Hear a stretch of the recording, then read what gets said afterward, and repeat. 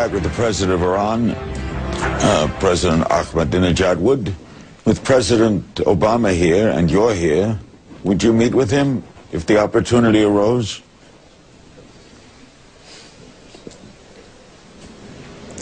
It depends. On?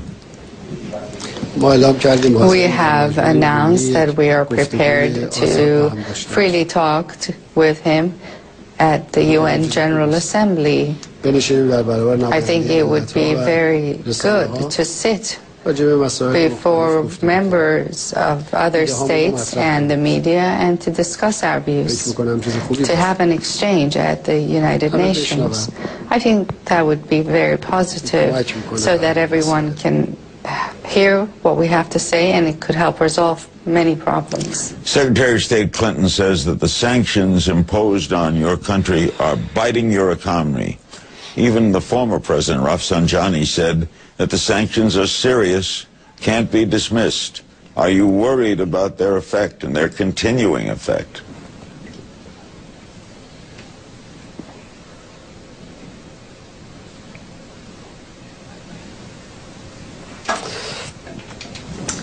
It seems to me that you've raised several issues. The question is, why does the U.S. government place sanctions that are over and above those specified by the UN Security Council? Is that not an illegal measure? Is it not indicative of the hostility of the U.S., the American people, towards the Iranian people, and the U.S. administration, more importantly, towards the Iranian government?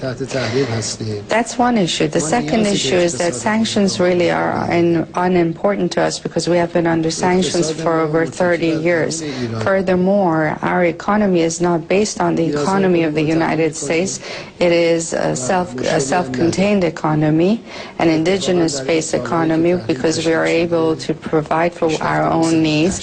And interestingly, in the years of sanctions that have been imposed on us, we have also had more incentive to engage in activities that jumpstart and trigger our economy, and we've been quite successful. Now, we know here that in the United States, many are very concerned, many have made a lot of noise over the sanctions and have even identified people in Iran who seem to sympathize with views here that sanctions harm Iran. But really, that's of no concern to us because on the ground, sanctions have, in fact, encouraged us to be firmer in the pursuit of our economic goals.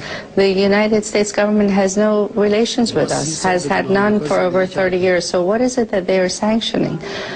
We have lived without the United States for over 30 years, and we have advanced. When Iran was under the yoke of the United States, it was a backward country. Since we started living without the United States, we have become an advanced country. Is that bad for us? I think it's quite a positive step. Do you not understand the fears about nuclear weaponry in your country? With all the hostility in the region, don't you understand the fears over your having nuclear weapons? That could trigger something that you might not even start. Who is concerned? The world is concerned. Who is the world? Who represents the world? The United States? Its friends? No. The world is a very big place. And what the U.S. officials are wrong about is that they see themselves as the world. They are not. All right, Israeli Prime Minister Netanyahu was a guest recently on our program, and he said, quote, "The greatest threat facing humanity, that's the world, is that Iran would acquire nuclear weapons. If Israel feels that strongly, and you don't directly assure them, don't you fear that they might do a first strike?"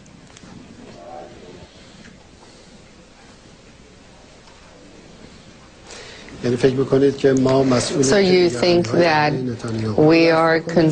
we should be concerned about allaying Mr. Netanyahu's fears and concerns? Yeah. Why should we be doing that for him? Who is he?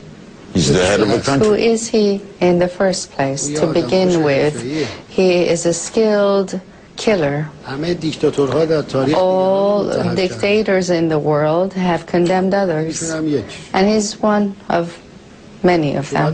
He should be put on trial for killing Palestinians, for placing Gaza under siege, which is against the law and against the spirit of the Charter of the United Nations. He should be put on trial for killing women and children. And you want to allay his fears and concerns here? I want to allay yours. Allow me to ask a question from you. Why does U.S. media feel so responsible for allaying Mr. Netanyahu's concerns and fears? Because what if he took his concerns to the next step and threatened you? So shouldn't you be concerned about him? You, Iran. So you are afraid that he might start a war. These are people who want to start a war, are looking for an excuse, so you're concerned about that. I see. I think that the way to control people like Mr. Netanyahu and the Zionist regime is to cease supporting him. The U.S. government should stop using U.S. taxpayers' money to assist him. There are 30, 40 million poor people in this country, 4 million homeless people in this country. Why should this money go to him to acquire weapons, to attack Lebanon and Gaza under different pretexts and threaten Iran? This is terrible. Let me take a break. We'll be right back. All of this problem, Mr. President, seems to center around, we could quibble, he's a dictator, you're a dictator, who started, is if you have a nuclear weapon and they fear a nuclear weapon, you could have a problem that creates a problem for the world. Would you say here now, you do not and will not have nuclear weapons? Be simple. Our first question is, who is the world again that you speak of, Mr. Do you mean Netanyahu? No, if anybody drops a nuclear bomb on anybody, the whole world is involved. You know that. Allow me here. You are aware that in polls, 88% of the people in the region support Iran's nuclear activities. So who's concerned? What activity? This is the first question.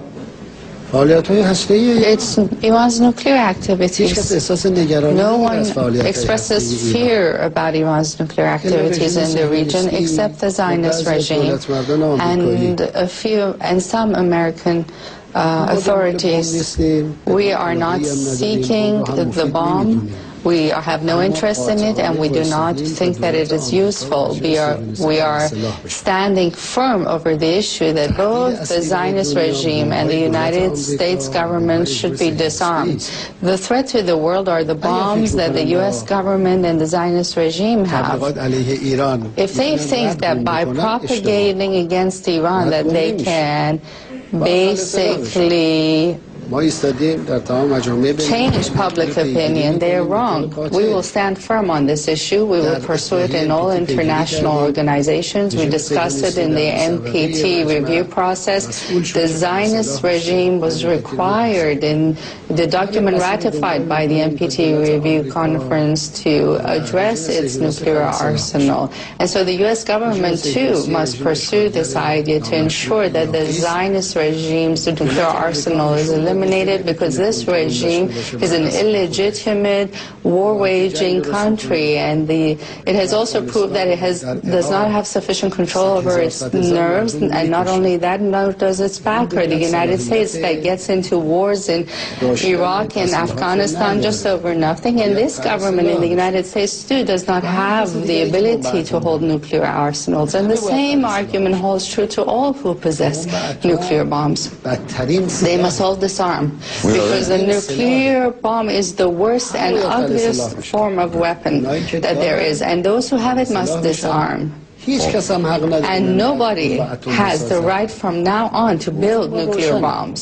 So our position is very clear on this. You must understand that this propaganda is useless. We don't have the nuclear bomb. Those who have it have to be disarmed rather than accuse of others of having it or wanting it. Both the U.S. government knows very well, as the